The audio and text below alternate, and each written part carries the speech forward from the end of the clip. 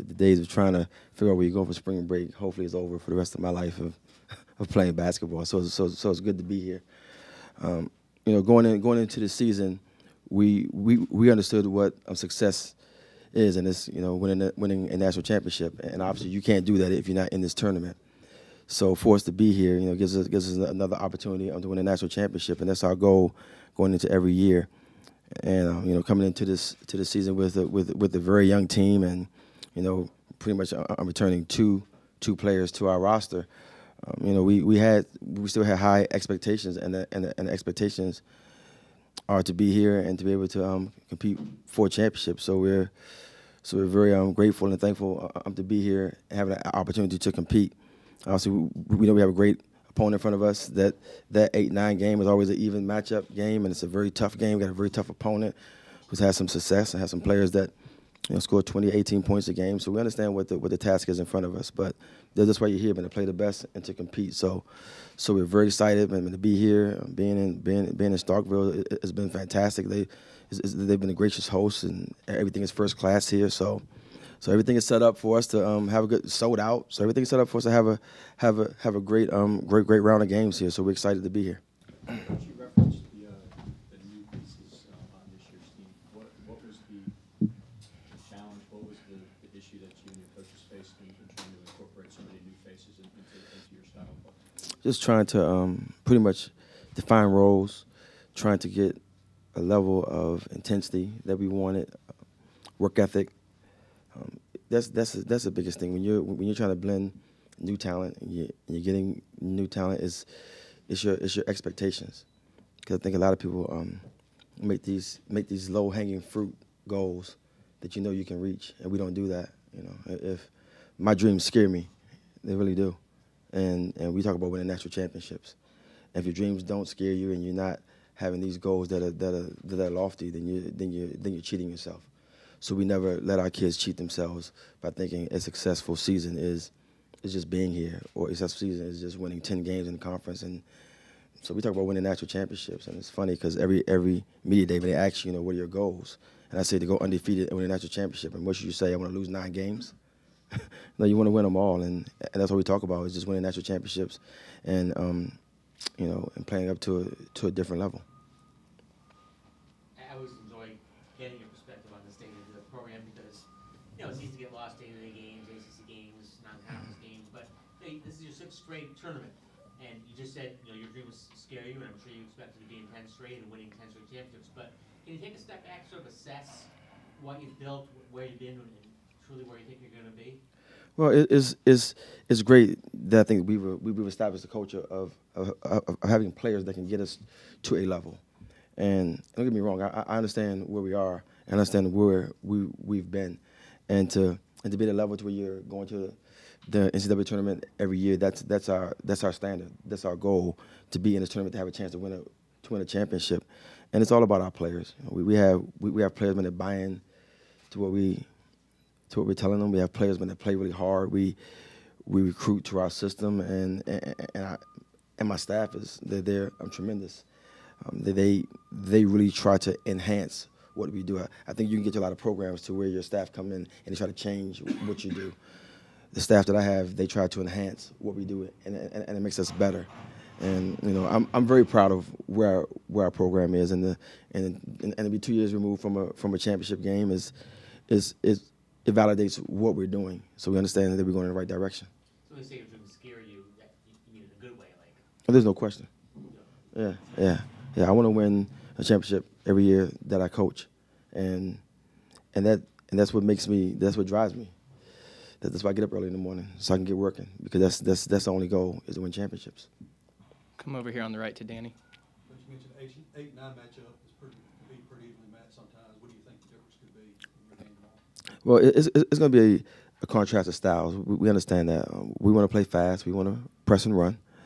They will run, and they'll run when they have opportunities. But their strength is their point guard getting to her left hand and attacking the rim, and they're big, sealing over the top and getting lobs and playing high-low basketball.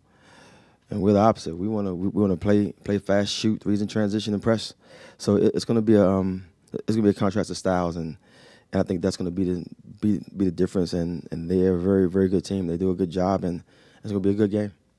We'll go to that row behind.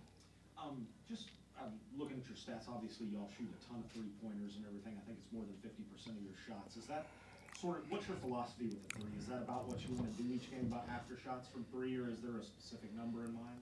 Points per possession. We would like to get 4. We like if you shoot 3, we make it, then you foul us. We like to get 4 points if possible. Right. Maybe you shoot a 3 and then you get a flagrant foul. You get 2 more.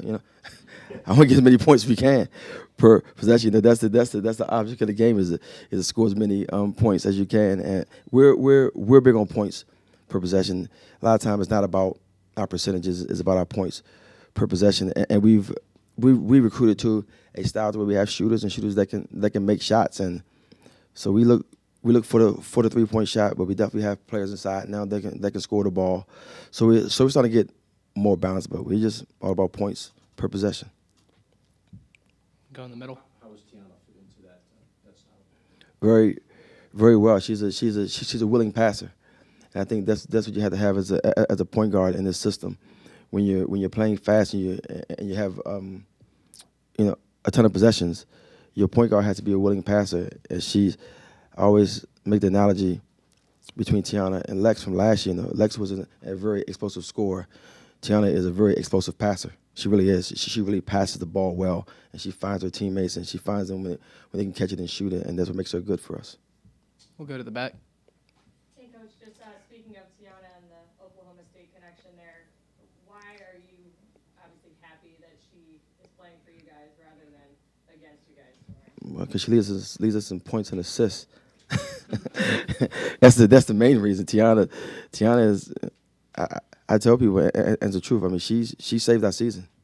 We had to try to replace arguably one of the best point guards in the country, coming into for the last 2 years, and Tiana has come in right away and has really stabilized this program. And to be sitting here as an 8 seed, sitting here I think with 20-8, whatever it is, and we're in the same 22-8. Sorry, we're in the same situation in the same place as we were last year. So there really hasn't been a drop off. We have 10, 11 new players on our roster. So she's really stabilized us.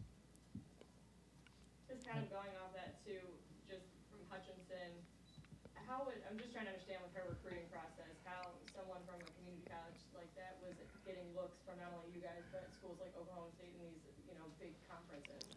Well, it's just, Tiana has a lot of experience, playing international basketball.